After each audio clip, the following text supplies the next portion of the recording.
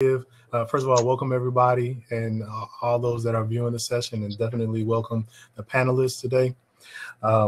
This is the panel for about ideas from NC, hashtag IMCS, Teacher PD, open source, and artificial intelligence. Some housekeeping things. There's going to be, first of all, this is going to be closed caption. So there's a link at the top of the chat. You'll have to click on it and open it up, and it's pinned to the top of the chat now. Thank you. You have to open it up in another tab for the closed captioning. So we do thank them for that. Also, the attendance form will be posted in the chat as well. So give me a minute to post that. If you have attendance certificate inquiries, please send that to gtconstellations@georgiatech.edu, and I'll put that in the chat as well. And, feel free to take screenshots, pictures. When you post it to social media, just please tag us with the hashtag Constellations Summit. We appreciate you for that. And then we'll also have a time for persons to interact and ask questions with the panel as well. Okay, so to begin, we have some dynamic speakers here. We'll start off with Tiffany Barnes, who is a professor of computer science at North Carolina State University. She researches AI, artificial intelligence in education, serious games, and computer science education. She leads the National BJC PD project to provide 650 high school teachers with computer science principles, professional development. Yay, thank you. She also co-directs the STARS Computing Corps Alliance and leads programs and the annual STARS Celebration Conference to broaden participation in computing. She has served on executive boards from IEEE, Computer, STCBP, ACM, SIG, CSE, and AIED, and co-founder of the Respect Conference. Sorry, I'm just having a ball here. Okay, we also have Dr. Aria Chernik. I hope I'm pronouncing that correctly. Thank you for coming. I'm Associate Professor of the Practice at the Social Science Research Institute with secondary appointment at the Innovation and Entrepreneurship Initiative at Duke University. Her research and teaching focuses on open education innovation, open it up across all learning levels, with specialization in critical digital pedagogy, technology-enabled open education, open design, and ethics and technology. She is founder and director of the Open Source Pedagogy Research Plus Innovation, cross-sector of open education innovation initiative. Aria, I would say Dr. Aria, recently co-edited an open access book, great, titled The Open Organization Guide for Educators, Transformative Teaching and Learning for a Rapidly Changing World. Okay, so we do thank you for that as well. Dr. Mary Hemphill is one of our other presenters here, who's a leader, leading expert and coach in K-12. She's a K-12 educator and administrator and an inspirational speaker with over 15 years of professional experience as a teacher, administrator, state director, and university professor. Mary understands the importance of fusing education, empowerment, leadership together as she works with learning and working communities and speaks to audiences across the country. Most recently, Mary has the opportunity to hone her expertise through her role as North Carolina's first state director of computer science and technology education, where she works to leverage support and leadership around computer science initiatives across the state. Mary believes that in order to show up in the world as your most authentic and powerful self, we must break through the limiting beliefs that keep us from maximizing our full potential. Let's go. Bust through those walls. Okay, and then we have also Charlotte Dungan, who's an artificial intelligence program architect at the North Carolina School of Science and Mathematics in Durham, North Carolina. She has a master's degree from Harvard University Graduate School of Education and has taught every grade from K-12. She is presently teaching in honors through intro to artificial intelligence course in high schools across North Carolina. And she is a member of the 6 to 8 grade band. Okay.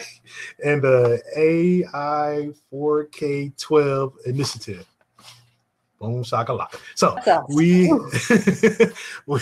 a lot of information. So as you see, these are some very impactful young ladies. So I'm going to just zip up, sit back, and learn as we hear from these young ladies today.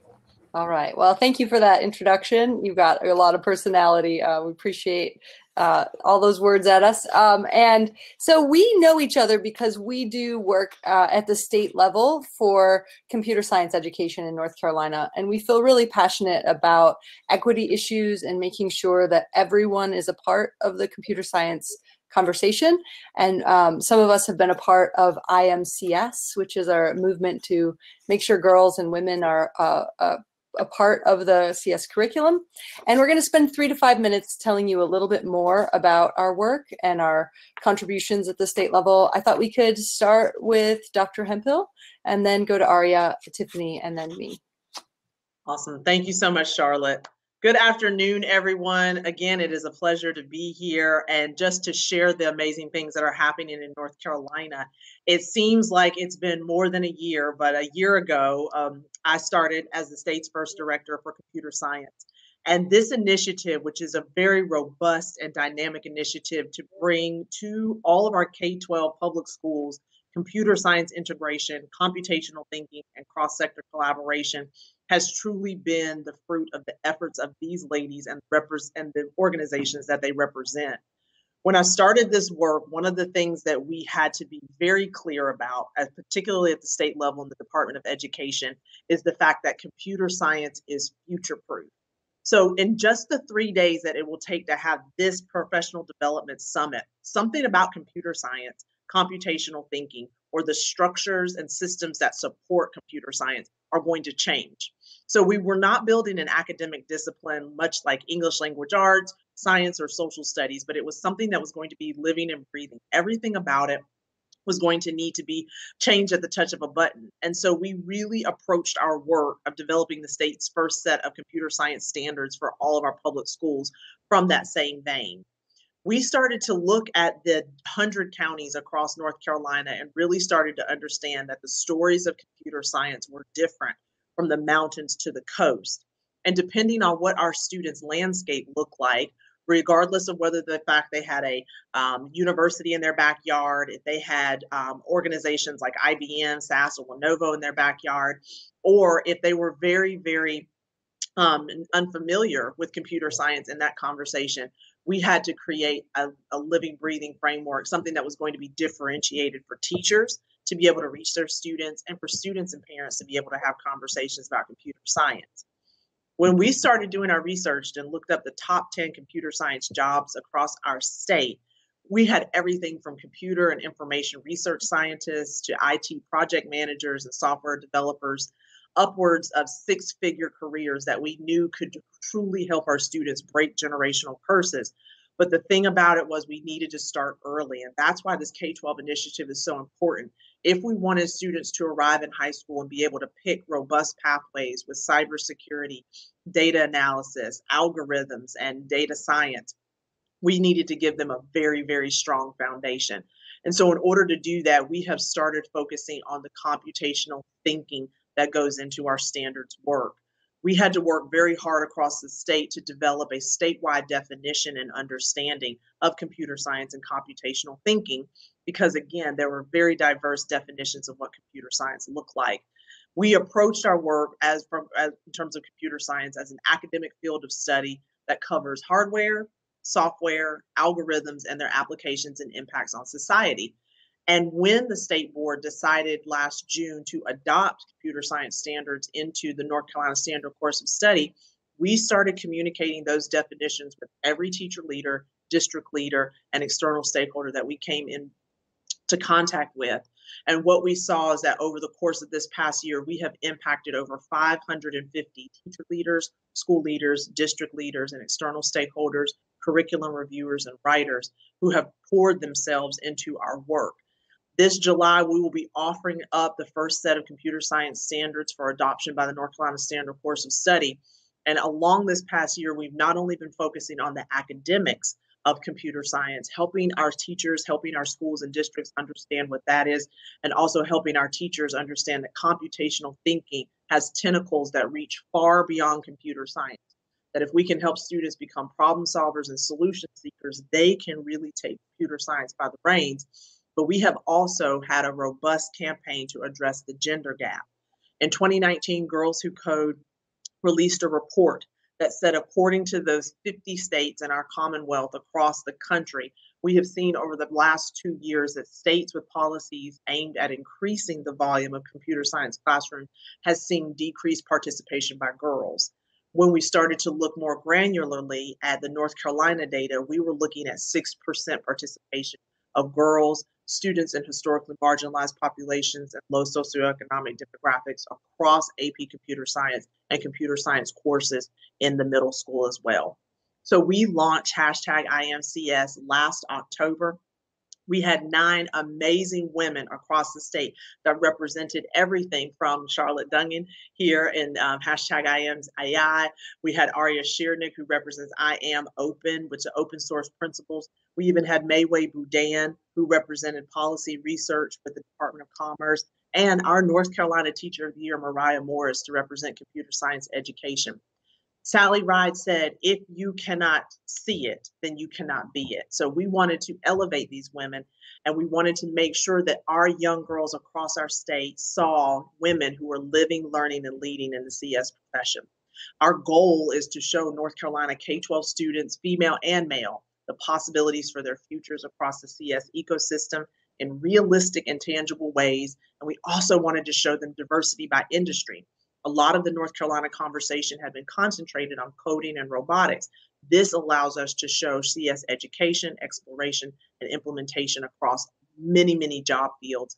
We're very, very excited because a month ago, we ushered in our first cohort of teacher leader ambassadors. These are 8 ambassadors that represent the regions across our state. They're doing amazing work in elementary, middle, and high school, and they're actually creating portals and resources and doing grant writing to continue the work of CS. We know we have just started. We will be formally adopting those standards. They'll go up for vote in July, and they'll be adopted formally in August. So we're very excited about this work. But more importantly, just so proud that these entities that are represented in this session today have really come together to ensure that the fabric of CS is something that is tightly woven to make sure students are successful. Aria. Thanks, Charlotte. So I'm going to take everything that Mary said and kind of put it into a different framework, since I'm at Duke and in higher education. One of the kind of messages that I hope we can leave with today is the real necessity for collaboration across different levels, across sectors. So Mary and I have been collaborating this year, and Charlotte and I as well, and I'll talk about that in a little bit. But first I'll backtrack and just give you the framework for the work that we've been doing. So I research and teach about the relationship between ethics, learning, design, and technology. So I've developed a theory and practice of what I call open design.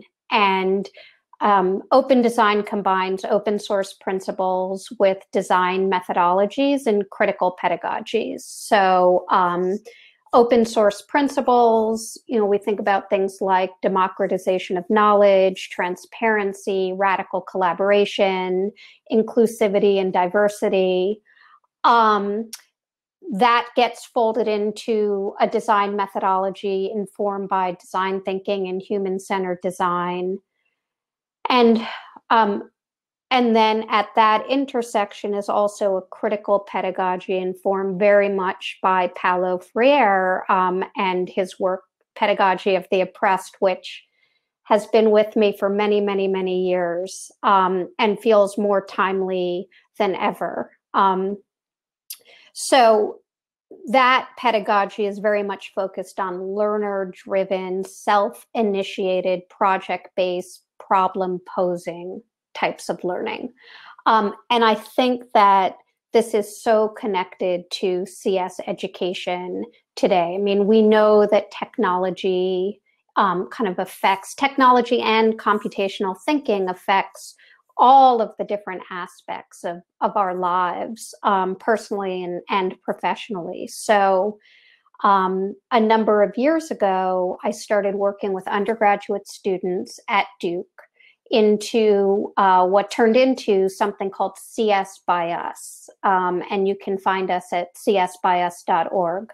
So the purpose of csbyus.org is to develop open, collaborative, adaptable CS curricula that's very much focused on local learning contexts and is equity focused. And the thing that's really remarkable about this is that it's truly student driven. So undergraduate students at Duke create the curriculum, but they do it in partnership with students who, even though they are our extreme users in education, we're the ones who we're doing it all for, and yet we so often don't invite them into the conversation about what learning should be.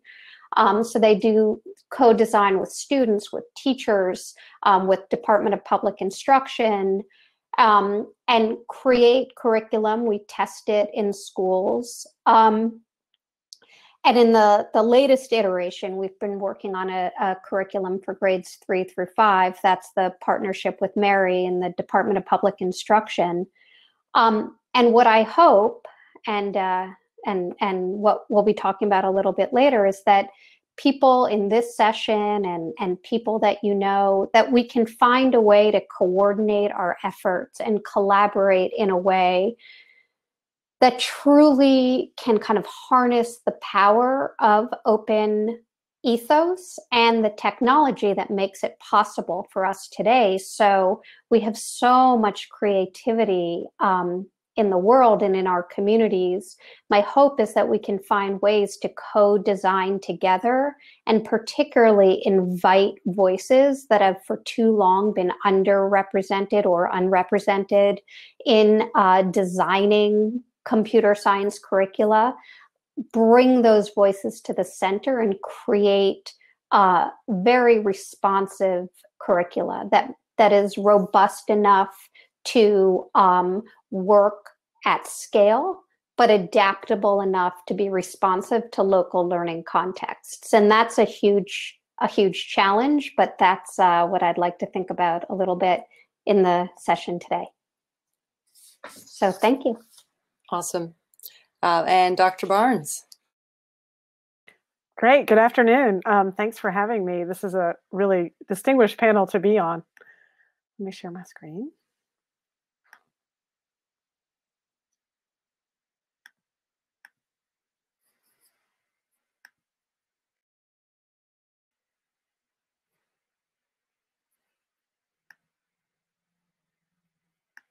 And as a reminder, you can double click if you're a watcher to maximize the video that she's sharing, and it'll be a little bit larger on your screen than that little thumbnail.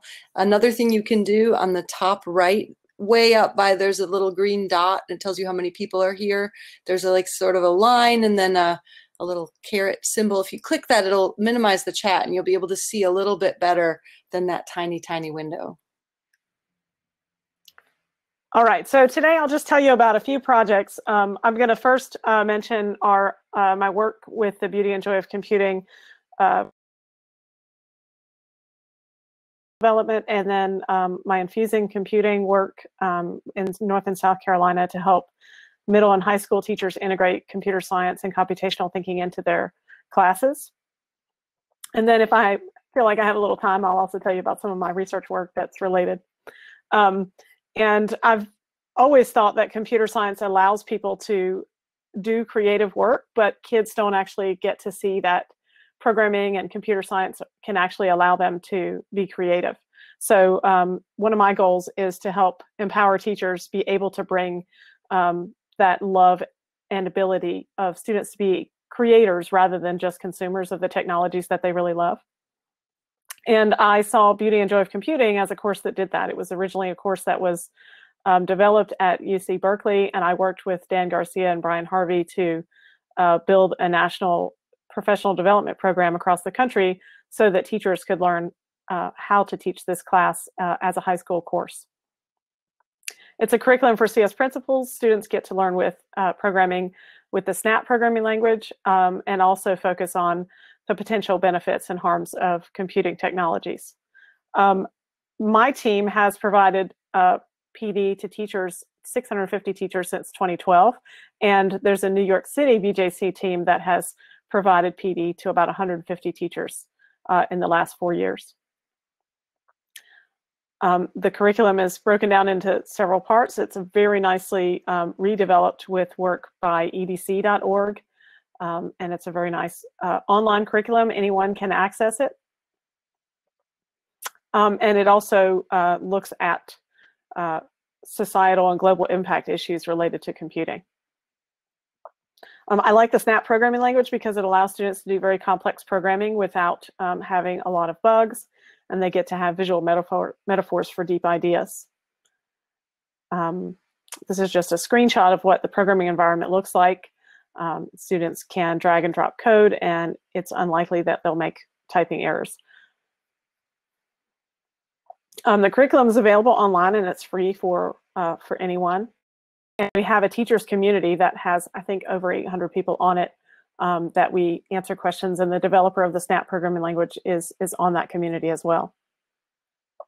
Here's just some pictures from some of our professional development workshops over the years. Our program provides 5 days of professional development, and we've developed a national network of sites partnering with local organizations. We've had PD in Atlanta, we've had PD in South Carolina, all over the country. In fact, we've had workshops in probably 25 different locations around the country over the last 7 years. And our core model is that teachers should be teaching other teachers. It's a highly effective way that our teacher professional development has been effective for the attendees to really get a sense of how they can adopt this new class and bring it to their students, and really helps lower the barriers of them thinking that they can't bring this new thing to their students. So it's really been an amazing program where we are developing a community of high school teachers that are passionate about bringing computer science to their students. One of the projects that I started doing before all of that is called STARS, and it's, you can see NC State is our, I'm sorry, this is an NC State link on this slide. stars.ncsu.edu is our local chapter, but our national group is called starscomputingcorps.org. And this has been an organization to promote broadening participation in computer science across the country by getting college students and faculty involved in making a difference. And I mention this today because it's one of the ways that we've helped support some of our regional efforts to support computer science. For example, UNC Charlotte has a class where students in computer science team up with a K-12 teacher and help make curriculum for them to implement in their classroom, and they come and help the kids while they're learning the programming, which is one of the overwhelming things for teachers to learn to do when they're not experts. I'm going to switch over to showing you some things in a browser, just because I have another project and not slides on that. So let me show you that. The other project I wanted to mention today is Infusing Computing, and this is a partnership between NC State and the Citadel to bring computer science and computational thinking into mainstream courses so that every student can have access to learning computer science and computational thinking during the regular school day, so that they don't have to get in a club or other ways that can actually make it so it's inequitable for kids to access computer science learning. And so what we do is this Infusing Computing project has teacher PD workshops in the summer. So we've done them the last 2 years, and we're about to do one this summer, where teachers actually come together, they learn some computational thinking, and then they make their own lesson plans to bring computational thinking to their classrooms. And what you're seeing right now is a slideshow or pictures from our PD where teachers are actually presenting one another with the projects that they designed and their plans for bringing them to their classroom. And you can see right here, that was a big team of teachers that were going to do cross-disciplinary applications of computing within their own schools. And they were looking at ways that they could bring history and math and science and computer science together across their classrooms. And we've been really inspired by all the different ways that teachers could see how they could bring computer science and computational thinking to their students. To give you some numbers, we have a team of probably 40 people who's going to support our PD this summer, and we'll have 160 new teachers who are coming to that PD from North and South Carolina.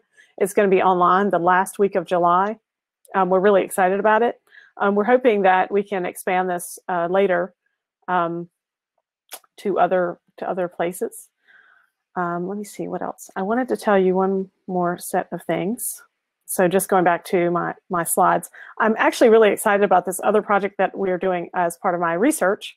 Is we're actually augmenting the SNAP programming environment to break down complex tasks like drawing a fancy shape, like a spiral that has square edges, by breaking it down into parts and actually putting those parts into the programming environment and automatically checking whether or not the student has finished those parts. And I'm really excited about some of our recent research that's actually shown that when students get that, they spend more time on the programming tasks that they were given, and they are more engaged. So they spend less idle time doing other things. They pay attention to the task, and they get more motivated. So I don't know if you can see this, it's probably really small, but in our positive feedback interface, we also put pop-up messages that say things like high five and put emojis to let students know that they've actually made progress. Because we think that one of the things that happens with people just learning to program is that they're nervous and they're not sure that what they've actually done is actually doing what they think. And to give people that feedback may help build their confidence and their intention to persist into future opportunities in computer science, which I think we all agree are extremely important. We're also building a grading tool that will help new teachers grade block-based programs, so students can turn in all of their block-based programs, and a teacher can bring them in and grade them with a rubric and do that quickly. So that's a research tool that we're building. So with that, I'll turn it over to Charlotte to do her intro, but I just want to say I'm delighted to be here and honored to be part of this panel. Thank you, Tiffany. All right, so I brought sort of an overview of what I do, and I tried to apply it to the kinds of things that might be applicable in Georgia. So I've got this sort of an overview of beginning, hopefully this, yes, you can see it. Okay, this is where I work. I work at the North Carolina School of Science and Math, and we are a residential free public high school that is a part of the university system. That's a lot of words, but it basically means that we try to elevate the brightest and most motivated students throughout the state equally, and we bring them to a place where they can do really high quality STEM education. Although I've never taught a residential student. So they do come residentially, and we have an online program, but I work in the website that you see right here, which is in the Distance Education and Extended Programs Department.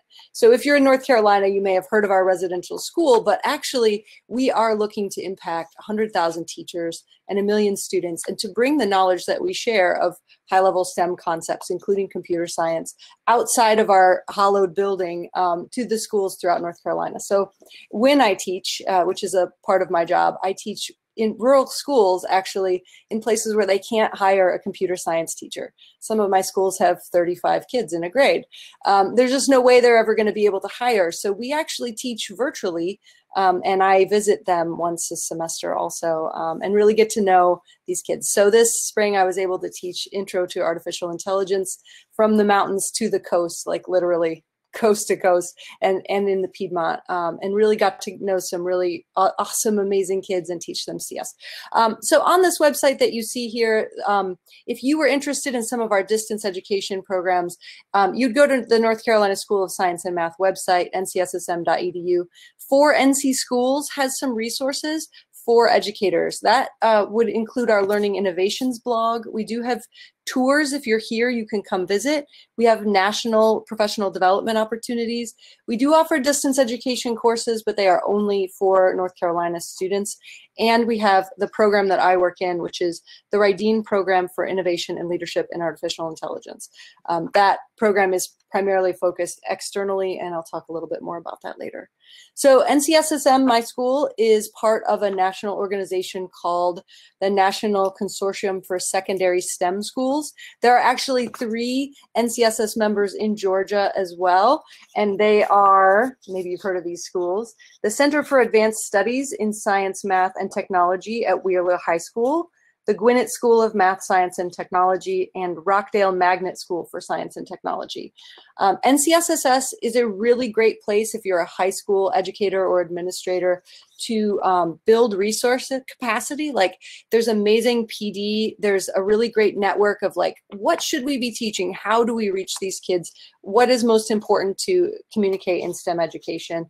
So some of that's happening in Georgia, but 3 schools. So love to see more Georgia educators become a part of NCSSS.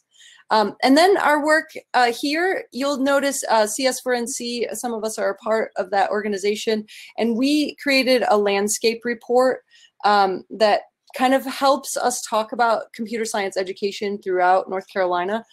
We also, and Georgia has a landscape report as well, and I highly recommend that you put that landscape report to use to get funding and resources for your district. We also have hosted a couple of regional summits on the backbone of that landscape report, which I think have been really impactful in the local areas. So we did one in the Western computing area in the mountainous region, and we connected Chamber of Commerce and like industry people with school board folks, and like really thoughtful collaborative building where there weren't really teachers so much in the room. There were a few, but it was mostly like superintendents and like, how can we think about the partnerships that might form in this region that would be really focused on the industries that we actually have here. And then the Eastern Computing Summit we're actually working on, it's coming up pretty soon this summer. And it's the same thing, but it's completely different at the same time because the industry and the resources available in the eastern part of the state, even our university partners, are completely different. So the regional summit idea may be really relevant to what you guys are doing. And I encourage you to maybe even collaborate with us in terms of national collective action, because we do see CS4NC as a part of ESEP, Expanding Computer Education Pathways, and those national collaborations for collective impact, another is CS for All. They really help you to ground your work in what's happening outside of your local region and like get the best ideas and then implement them wherever you are. I know that some of our rural challenges are the same in North Carolina as they are in Georgia, and some of our urban challenges are the same in Georgia as we are in North Carolina, and we're not alone. We have each other. So I just encourage you to use your landscape report that you have in Georgia to make the most possible impact that you can. Ours looks like this. It's great to share around. And we also visited with school boards, and we were able to share this information about why it was so critical to infuse computer science in the curriculum. And we used this report to do that work. So next, I'm a part of AI for K-12. This is the group, it's alongside the Computer Science Teachers Association, CSTA, that's building AI guidelines for K-12 implementation. So if you're doing CS work already, AI should probably be a part of what you're bringing to your classroom. And the reason is that these 5 big ideas in AI are transformative in understanding the impact of AI that is totally invisible. So when computers came to the home, when your TV got networked, when your cell phone started doing things other than making phone calls, everyone was entirely aware of the societal changes that happened. And we started having conversations about like, should my 10-year-old have a phone in their room? But we don't have those same conversations about artificial intelligence because it's invisible. But the impact, I would say, is just as great or greater. Artificial intelligence is choosing what media you see, what news you consume, whether or not you get into college, whether or not you get that job, what you pay for insurance based on your zip code. if you're going to be profiled by the police, all these things are influenced by artificial intelligence. And we need to be having conversations about that. So my goal in teaching artificial intelligence is to have an ethical conversation. So even if students aren't the makers and creators of the technology, although that's an awesome goal, they can legislate and have conversations about the impacts of the technology. So this poster you see here is from AI4K12.org, and it's free and downloadable. There's also a bunch of slideshows and resources there. I'm on the 6 to 8 grade band, so that means I help write curriculum and standards and resources for 6 to 8. I've also served on the K to 2 grade band in the previous year. I think I'm sticking to 6 to 8 for this moment, and I do teach high school already with AI. Okay, so here's a little preview. One of the projects I'm working on is AI for teachers. And this is a website that is currently in development. So this is a picture of the website, but it's not the actual website yet. This is coming live in July. And what we're doing is building a resource for teachers to connect and support one another. So AI for Teachers will have lesson plans, including a curated resource directory that you can contribute to and you can modify. So everything we post will be open source. Dr. Chernik and I share a love of customization and iteration. And alongside those lesson plans that you can easily search and find, you'll find simulations that work in your classroom, and they work in your core subject. You don't have to create a whole new class of AI. You're not getting a 6th grade AI class. I know, right? You're going to be building chatbots in English language arts because that's where you have space. Totally fine. We're going to help you do that work. We are also creating professional development, which I'm going to show you a little preview here in just a minute. That'll be free for all of your educators. You can take a course online, and we'll give you a certificate that you can turn in for CEUs. And most importantly, we are hiring right now. We have chosen a candidate for the AI educator advocate, where we have someone who advocates for educators in AI education and builds a teacher community with a supportive place to talk about this work. If you're doing AI, you are not alone, but it sure feels like it when you're the only one in the building or the only one in the district. And I see your flame. I see you holding it up high, like I am going to bring the best I can to my students. And I'm going to do it alone, but you're not alone. So this is a place for you not to feel alone. And we have an Educator Spotlight. I've already got the first half dozen teachers that we're going to highlight and show what they're doing in their classrooms. And if you're teaching AI already, please tell me, and we'll highlight you too. So that is coming soon. If you would like to be a part of AI for Teachers as it releases, you can just put your email in the chat, or text me or email me or anything you want. NCSSMAI is where you can find me on Twitter. And I'll connect you. And as soon as we go live, you'll know and be able to be a part of that community. So here is our PD. This is not yet released. It's a choose your own adventure game. So this is a profile. We've got a teacher who teaches in the mountains of North Carolina. She is based on a real person. And when you choose that character, every choice that you make throughout this game that you play has the same learning outcomes. So you can't go wrong. You'll learn all the content, but if you want to learn more about different components, you can. So maybe in your learning about AI, you're going to program her rice cooker, and you're going to go through the day in the life of Leanne cooking some rice. It has comics built in. It has some really fun videos and these interactive pieces that you can practice with some formative assessment. You're not being graded, but we want you to have a check of your knowledge as you go. And you'll learn all alongside Leanne as you go through her day. So we're really excited about the format of the Choose Your Own Adventure game. I don't know if anybody else has Choose Your Own Adventure PD, but if you want to gamify your own learning, you should come and take my PD. And it'll be available for free on aiforteachers.org here in July. Yay, I see people who want to come. I'm so excited.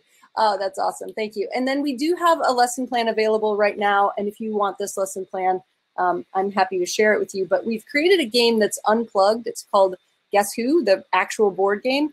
Except Guess Who, the board game is like super racist. There's like, I mean, it's super biased. There's 20 white men on the board. There's only 4 people of color, and only 1 is a black woman. There are no Hispanic and no Asian characters in the game.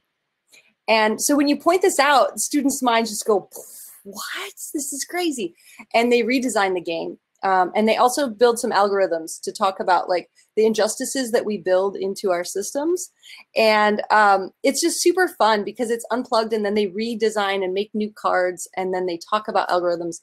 And then we compare those algorithms to real algorithmic systems that exist in the world that actually and break down who they are into a score. So after they've done the algorithm development, you'll see here, we talk about how we sentence people and how we give them a number and how we say who's high risk and who's not. And that algorithm that does that predpol is a black box. It's written by a company, and we can't see how it gets its results. And we can't, as people legislating, decide if that algorithm is fair. And that type of learning is really powerful and exciting. So that's what I do. That's who I am. And finally, the last piece is I am building, as part of an MIT fellowship, a teacher moment, which is a practice space for teachers. So doctors and social workers get about 2/3 more practice time before they're asked to work with actual patients or clients. And so teachers don't get as much practice. And one of the problems with computer science education is that you are often asked to teach it with no training at all. Our computer science training, or our teacher training programs, don't include computer science at this time. So almost every teacher who's teaching computer science is doing it but having learned on her or his own. And this teacher moment allows teachers to practice the uncomfortable things that happen in a classroom, such as the student knows more than me. They're going to ask me questions and I don't know how to answer them. And I don't like that feeling. Or they want to do something that's far beyond. They have just run with it, and I don't know how to answer. Like, I can't be a part of that conversation with them. How do I help? And this module helps you figure out how. Another of the teacher moments, there's 12 of us who have created them, is to talk about if you're in a classroom that is, you have pullouts, right? You've got kids who need special resources. Well, they're always pulled out of computer science because you can't take them away. But that's not equitable, because the kids who, every kid gets a chance to learn computer science. They might find that they shine. And so how do you have that conversation with your administration to advocate for a kid who has special needs to still attend your CS class? So there's a dozen teacher moments, and I'd love to share those with you too. That's the work that I do, and it's such a pleasure to be here. I'd like to go now. If you have any questions, we would love to answer your questions, and we will prioritize what you want to know from us. So go ahead and write any questions you have in the chat. But I would like to ask my panel to start. Do you have any lessons learned of that you'd like to share about what Georgia educators should know about implementing your work in their state?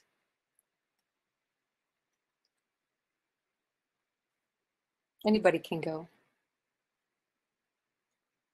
I think one of the biggest things, and I believe this resonates in Georgia, North Carolina, across our country, is that we have to stop creating a one-size-fits-all when it comes to standards-based education in the 21st century. I will say the one thing that has informed our work, not only from our standards implementation, adoption to our curriculum, as well as our professional development, are the teachers. And bringing the teachers' voices around the table has been so critical, particularly since we're growing K-12. We have never before had kindergarten, first, second, third, fourth, and fifth grade teachers dealing with or grappling with computer science as it relates to their core content areas. And it takes time, it takes a process, but hearing from the teachers, understanding their challenges, understanding what needs to be embedded when we roll this out has been instrumental in our work, versus just creating what other states have done. The process of building standards-based curriculum for a state or standards adoptions for a state really means going to the classrooms, going to the schools, and speaking with those practitioners that are going to be implementing it.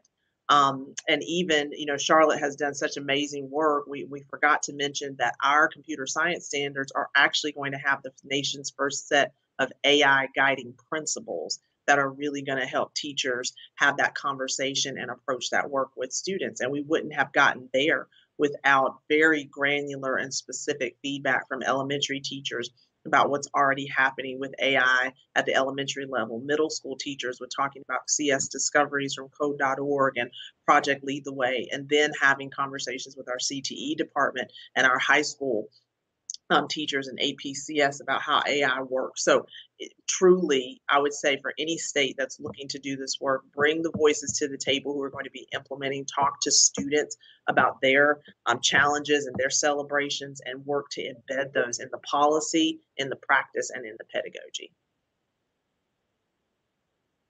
Thanks, Mary. Tiffany or Aria, would you like to take one of these questions? Lessons learned for Georgia? I can just hop in on that and say that I think the thing that I learned the most, when I first started working on teacher professional development, was that the best thing to do is to respect the teachers. They are there with their students and they really get, how they can reach them. So that's where our PD has been really central on building a community of master teachers who we help them learn new things, and then they help new teachers learn those new things and bring them to their students. And we try to respect where they are and help them construct their own courses. Yeah, and I'll just echo, what Mary was saying about including voices. I mean, I just think, like, if there's any lesson that we need to really learn, it's we cannot just think about curriculum and, as Mary described it, one size fits all. I mean, it has to be adapted to local learning contexts. And I think it will be a huge, huge missed opportunity if as we create new curriculum and as we have this moment where we're really asking ourselves and teachers and students to think about what is the connection between ethics and technology and learning. If we don't change how we're teaching, it can't just be about what we're teaching. We have to change how we're teaching, or I think we'll miss a really important moment.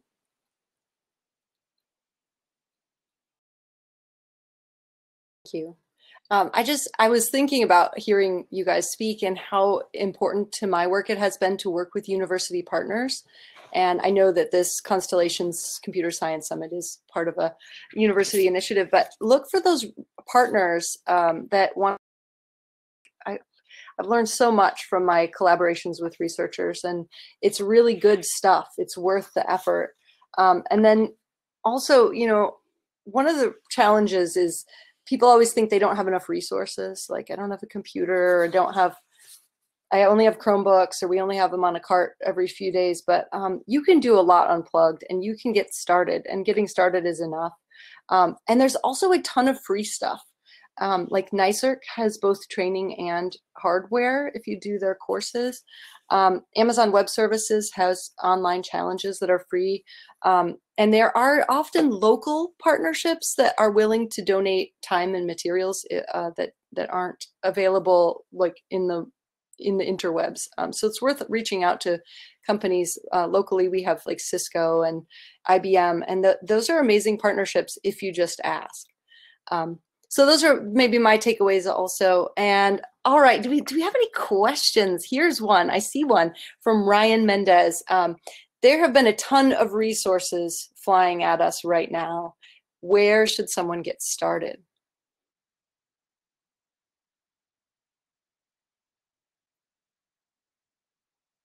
Dr. Barnes, where would you get started?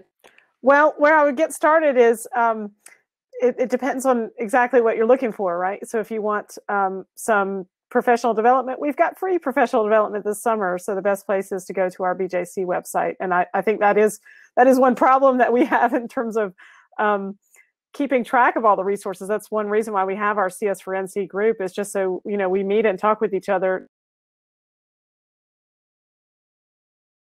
Connecting with one of us, I think, is the place to start. So if one of us has said something that is, particularly seems useful to you, reaching out to one of us is really perfect. I've shared my slides. That doesn't help you navigate everything we've shown. But I think right now the best thing is to build relationships, because also if we get to know what you might be looking for, then we can help direct you to, the right people or the right resources for what you need. Awesome. Thank you. I would like to make sure we take time to discuss equity issues in computer science education, both for underrepresented minorities and for women in STEM. And I would love to hear how you address those issues specifically, like at a school, in your work. How do you ensure that equity happens? And Dr. Hemphill, I'd like you to start if you could. And Charlotte, it's interesting that we're talking about this during this time, because this has been an ongoing battle. This has been an ongoing challenge for so many women, for so many people that are interested and have a proclivity for computer science. So I think in carving out the space, I have heard stories from so many women who 10, 20, 30 years ago were having such challenges in the computer science space. There, a university professor who worked for a Fortune 500 company said that she and her best friend, when they were in high school, took a computer science course. And when they walked in, their professor was taking the roll and got to the girls' names on the list and said, "This class is not for girls, and don't expect me to help you." So this is a conversation that has been happening for a very, very long time. And I think where you start are with the stories that are specific, not only to the teachers, but also to the students. And then you start to think about how can I, what can I, and where can I bring people, bring resources, and advocate for legislation and policy that's going to make sure that this story or this challenge is not perpetuated. So it is about having culturally relevant pedagogy conversations with school leaders and saying, what are you doing to make sure that your teachers are armed with the proper resources, that are armed with the proper support from you and your district, your superintendent, to have these conversations, having conversations with Girls Who Code and looking at the number of clusters and groups around the state and saying, hey, there's a hot spot here. What are you doing? How are you getting so many young ladies? How are you getting so many historically marginalized populations invested, and then sharing that? But then it's also about finding deserts and saying, and over the past couple of years, you haven't had a Girls Who Code. You have not had a Doyen inspiration or a robotics team for your Hispanic students. Why not? And what are the barriers? I know that we just had our first all-female robotics competition through First NC, and talking and going around and talking with the parents and the teams. A lot of those teams were saying, we can't even practice or build our robots at school on Saturday because our principal or our superintendent or whoever is not allowing us to have this extracurricular activity on campus, or is not providing us with an advisor. That's where we step in as a state and we say, what are the barriers? What are the conversations? Who do we need to talk to? And I think it starts there, because that creates a domino for change in helping to use your resources, use your network, and use your relationships to bring people about who are not going to perpetuate this cycle of putting CS on the back burner for young ladies, for historically marginalized populations, and for our most rural and underserved areas. That's where it starts. Would either of you like to add to that? I'm aware of the time. I'll just really quickly add, I agree with everything that Mary said. And I think that a lot of this comes down to, like, kind of as I said before, thinking about your pedagogy. I mean, how do you view education? Are you there to liberate?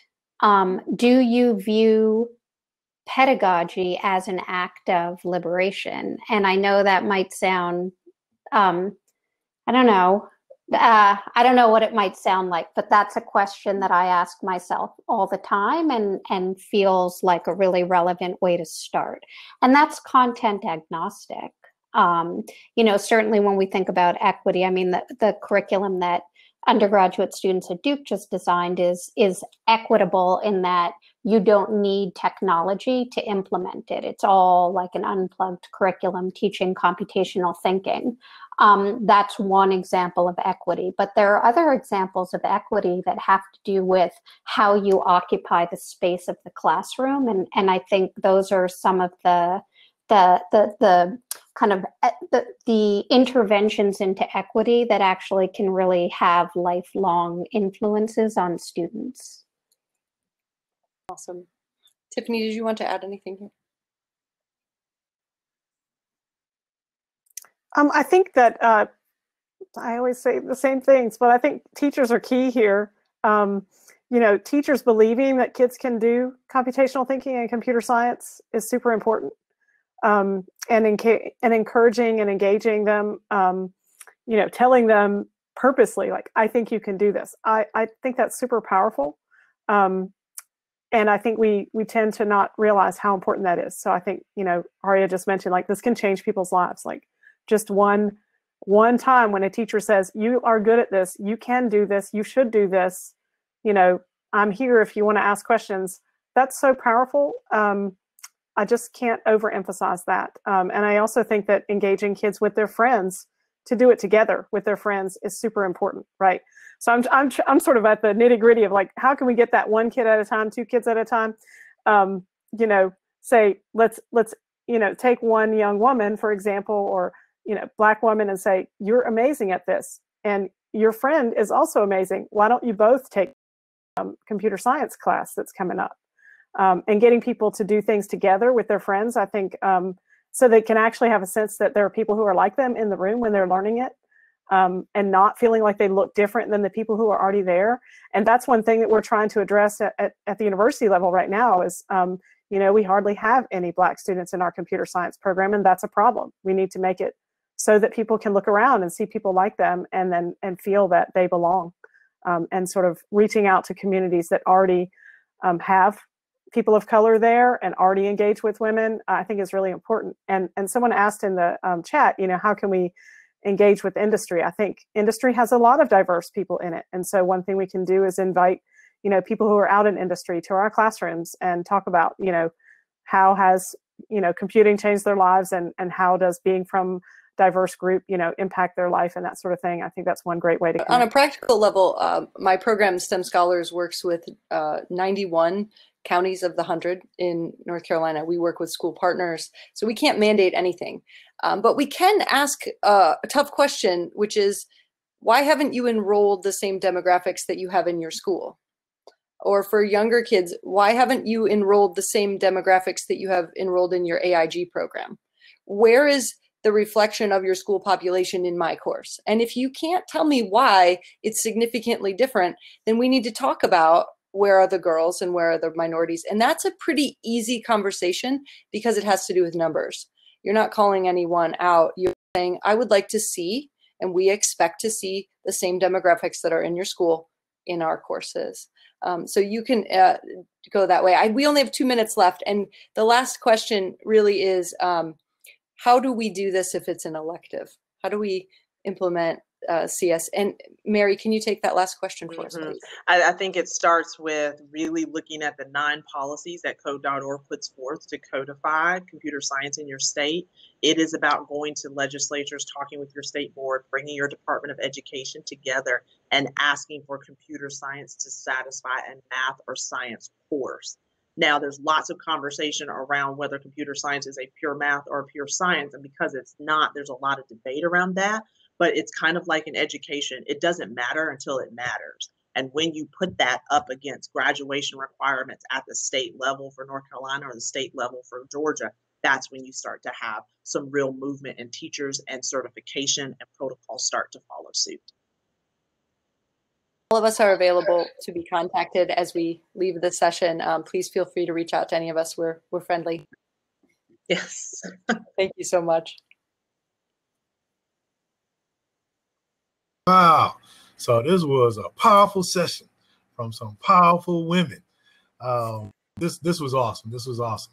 So I wanted to thank you all very much for sharing the multitude of resources that you have with our attendees, you know, those that are teachers, those that are administrators, how they can get involved in trying to help with this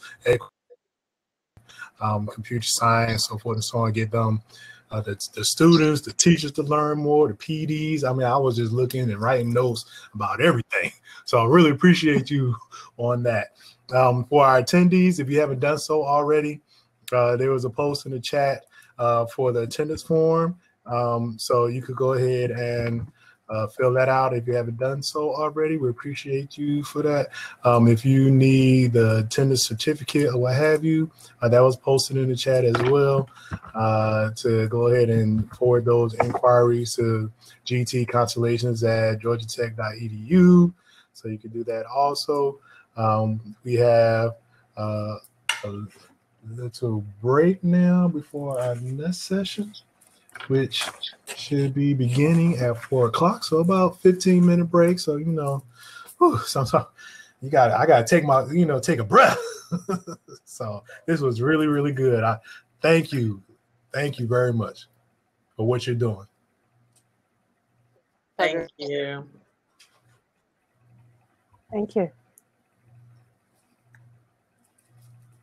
All right, so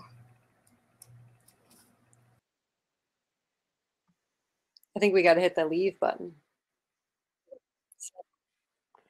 I think we do, but if I was going to sit here if anybody wants to. Yeah, usually it kicks us right out at the moment, so I'll take it. Thank you also for those of you who asked questions. We really wanted to be interactive, and sometimes I think the platform can be a little bit of a barrier because we can't see you sitting in the session. So appreciate everybody who asked a question. Good. Yeah, oh, Brandon, great. You're here. Oh my goodness. Awesome. I'm so glad you guys connected. It's a small world. I've met two different people in two completely different contexts who are in the same district in Georgia. And now apparently they're best friends. We all need some good friends. That's a good thing.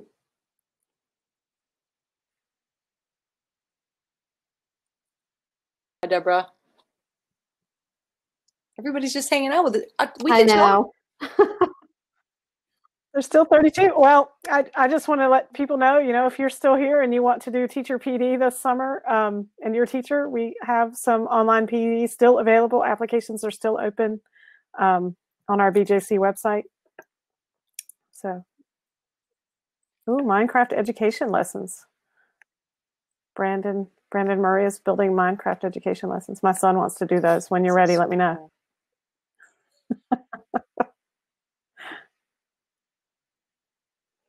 Aria, are there ways for people to connect with CS by Us?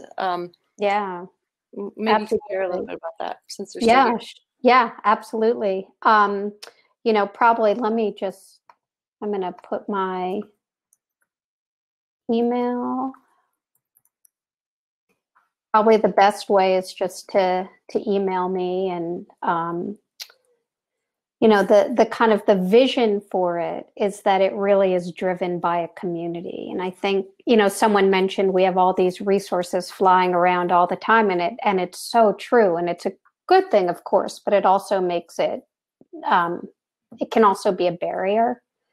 And so, the idea is to really have a community of users who are creating new curriculum and adapting and also just sharing kind of best practices. And we just have to figure out how to do that. That's a big challenge, but we'll get it done.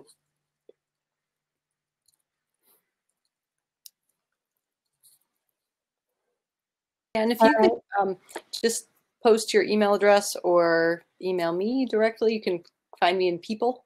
I'd be happy to connect you once that PD is live. Everything is sort of coming out at the same time, and it's many moving parts. So we've got the PD development, we've got the website development, we've got the resource development, and then we've got like all the educator spotlights and getting those teachers that are doing great work already. I can't wait to showcase them, and then making sure that all of our web stuff all works, like the platforms and the behind the scenes stuff, and that we're doing really relevant, like I can search for 8th grade and it needs to work in a science class, and I need it also in Spanish. Click, and that's what comes up. So my work is actually based from the Scratch education world, and they did such a good job of supporting teachers when Scratch first came out. I worked for them for a wee bit, and just I want to do the same thing for AI that happened with Scratch and that learning piece. So, all right, awesome. Thanks for the email address. All right. I love Scratch I'm too. going to deck out. Bye, everyone. Thank you so much. Thank you for being here. I Thank think we you. should go because there are some other sessions happening. Yes. So thank you. Bye. Yeah. Thanks, everybody. Bye.